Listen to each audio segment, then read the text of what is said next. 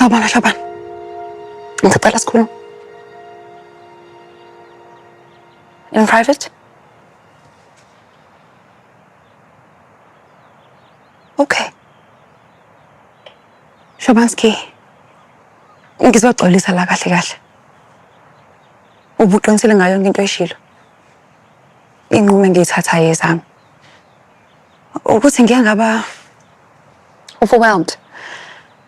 Yabo, ngaba novalo. Ngakhohlwa. Kodwa lento yenzile Shabana ukuthi ubuyele okuhambeni, ubuyele mina, ubuyele thina. Ubuyele wena? Cha. Angibuyelanga mina la. Empilweni nje ukubona wena kube isiqiniseko esihle kakhulu kumina sokuthi ngenze isiqiniseko esihle neqiniso emqondweni wami. Kuthi nguyekele ujubalala uyela kanhliziyo ongise. Yini bayakosa manje? Shabana musu kubanjeni. Ngibe njani? Cha, Ntombi. Ayikho into esisangayikhuluma mina nawe ngakhulumeka. Shabana. Wena ungijezise kakhulu ngokukuthanda nokukhathalela lezi nyanga ezinto ezedlule.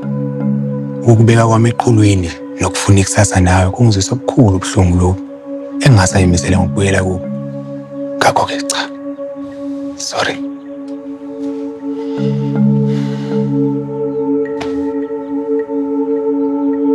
Sorry. Mama, yazi ngifuna ukuya esitolo la. Kunezinto engifuna ukuyibamba nje ezincane. Ukhona namhlanje.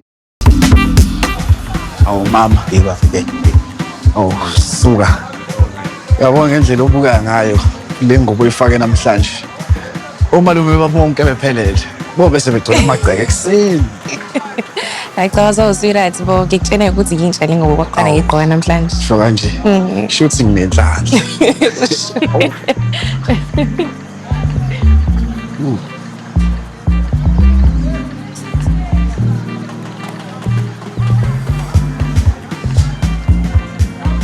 Lalelani.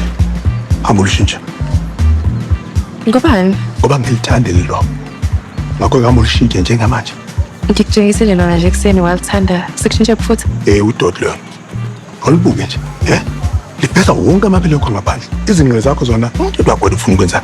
Ufuna ukuyaha wonke lo muntu lokuthi abhekana nomzimba wakho. Kodwa sami zonke ingubo zami zinjena nje. Wema ngoba. Uyalibeka. Ongile. Mhlambe kukhona engingashintsha. Ngigqoke. Ofisini. Nakho.